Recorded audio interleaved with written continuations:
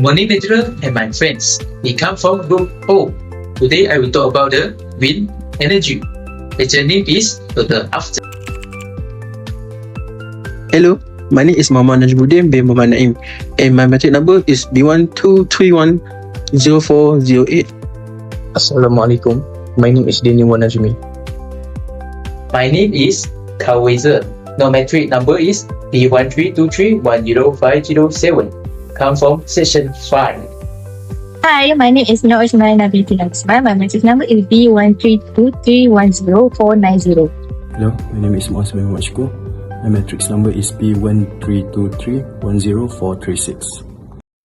Let me start with the Malaysia Policy and Energy Landscape. We have the National Energy Policy from 2020 years until 2040 years. The Cedar Feeds, Skimmer and the larger scale solar and the LSS programs. Our renewable energy targets are clear: 31% to be by the 2035 years and then the 40% by 2035 years. So there has a 5 major renewable energies policy in place. The first one is the solar, second biogas, third one biomass, number 4 hydro, number 5 and then pneumatic thermal.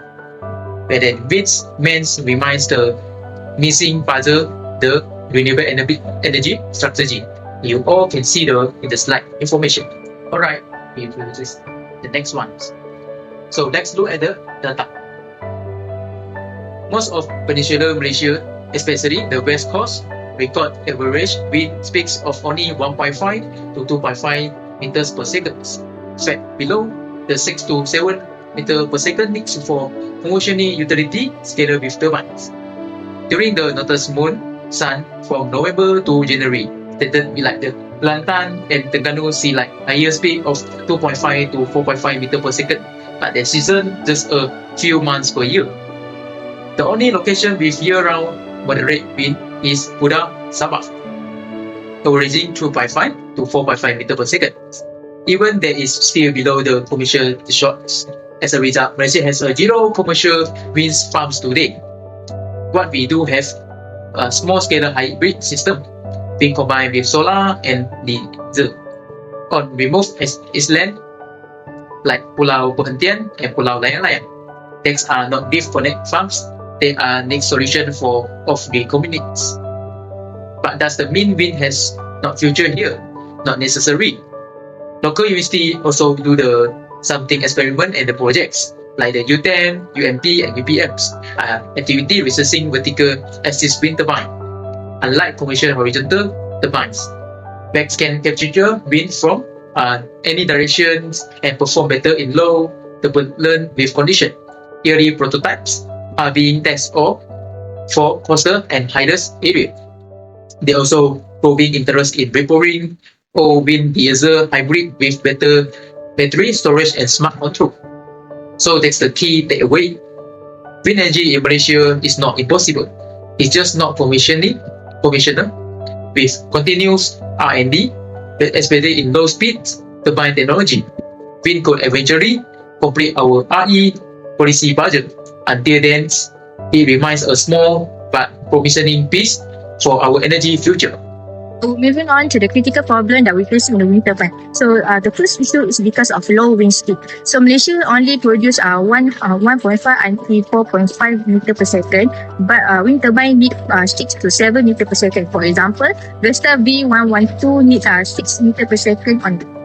So second issue is because of monsoon dependent. From November until January is a good weather. So February until October is almost none. Only 3 months a year at the rise needed asset. For example, Kelantan turbine either for only 6 months. So the third issue is because of no grid pull. KMB has no rules for wind integration because they are focusing on solar but no for wind. For example, there is no produce to connect to grid. Issue number 4 is because of lack of assessment. Malaysia only has 50 stations, but Germany has 300 stations. So which means we cannot measure equal to 10 of plant. For example, no wind data for interior Sabah. So the last issue is because of high cost. For hybrid, we need to spend 50 ringgit and we only get 25,000 kilowatt. For solar, we only spend 4 ringgit and we get 6,000 kilowatt. So it's 3 to 4 times more expensive. For example, 10 kilowatt system, we only spend 200,000 versus 50,000 for solar. So So next one is challenge. The practical barriers is because of number one is technical. There is no local low speed turbine manufacturer. Number two is policy, wind excluded from FIT and LSS scheme. So number three is land use. There is oil pump and solar farms compete for some land. So number four is a public perception. Is they think wind doesn't work in Malaysia. It's a mythos. And the last one is a financial. Bank reject with the project because of high risk. Now, I'm going to explain about advantage and disadvantage of wind energy in Malaysia. First, the advantage. The wind energy has no fuel cost because the wind is free. It also complements the solar energy because the wind turbine can still generate electricity at night when the solar panel cannot work. Besides that, it also suitable for off-grid areas and remote areas. It also has low maintenance and reduce the dependency of diesel fuel. However, there are several disadvantages. Malaysia has low wind speed, around 1.5 to 4.5 meters per second, which limit electricity generations. Wind energy is also monsoon dependent, meaning it only performs in certain months. In addition, the installation costs higher than solar panel, about 3 to 4 times more expensive. Currently, there is also limited policy support and no proper grid code for wind energy in Malaysia. Lastly, noise from the wind turbine can become a concern for nearby communities. The slide shows the statistics of wind energy capacity in several countries and their contribution to electricity generations. China is currently the world leader in wind energy with around 691,000 megawatts of installed capacity. Wind energy contributes about 10 to 15% of China electricity mix. Next one, the United States has around 160,000 megawatts, contributing about 10.2% of its electricity supply.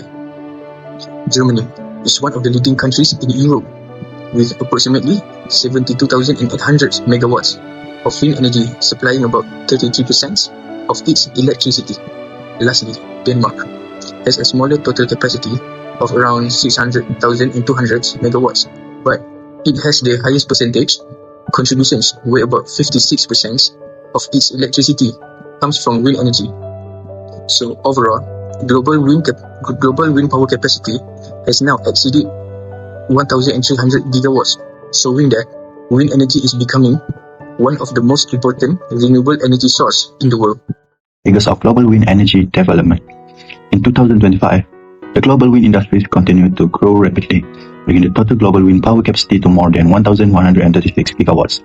Even with economic challenges, more than $200 billion are invested annually in the wind energy sector. Based on the chart, China is currently the top wind market with around 70 gigawatts of new installations, and is followed by the United States with about 15 gigawatts, Brazil with 8 gigawatts, India with 6 gigawatts, and Germany with around 4 gigawatts. This shows that wind energy is becoming one of the most important renewable energy sources worldwide. I will explain about China's wind energy development.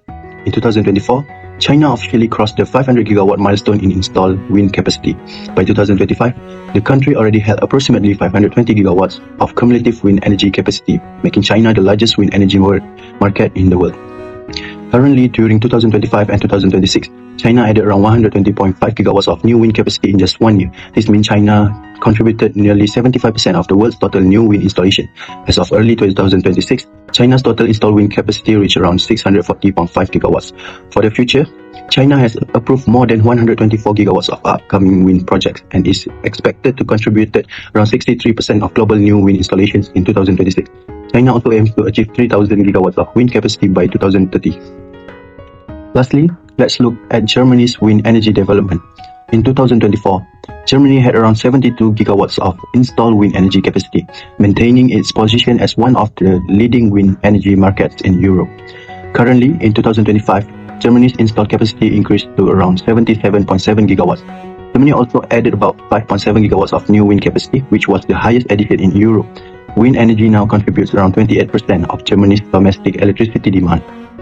In the future, the European Union plans to install approximately 112 gigawatts of new wind energy capacity between 2026 and 2030, and Germany is expected to play an important role in achieving this target.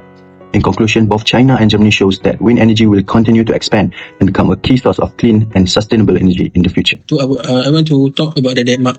Let's take a look at the evolution of wind energy in Denmark, taking the progress from the past into the future. Denmark is as the birthplace of the modern wind energy. It previously had the title of the higher per capita wind generator global, with wind power generated an impressive 58 to 59% of the country's total domestic electricity. Moving to our current study in 2025 and 2026, Denmark installed wind capacity achieved a massive 7.95 gigawatt by the end of the 2025. Today, this infrastructure is assessed, meeting 50% of the national total electricity demand. Looking ahead, the market is a project to grow aggressive at the nearly 11%. We expect capacity to reach 8.82 gigawatt this year. So then almost 50 gigawatt by 2031. By mega project like the tender, Denmark is well on its way to achieve its ambition target of the 100% renewable power generation by 2030. To conclude our presentation, it's clear that wind energy has solidified its position as a leading global power source. Today, China dominates the landscape with over 640 gigawatt of the capacity. With nations like Denmark already meeting half of their domestic electricity need the wind energy.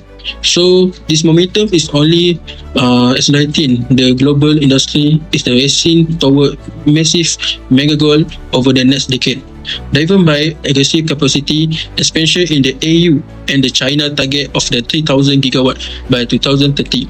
However, despite the global success, utility scale wind energy is the current here in Malaysia. We face a critical global and critical geographical and economic. Our average wind energy speed simple to low, between 1.5 and 4.5 meter per second, and we have heavily depend on the seasonal monsoon. When you combine this physical limitation with higher capital cost and complete from the national support police like the FIT and LSSF, seem like large scale wind energy is not yet a valuable solution for our nation. So, thank you.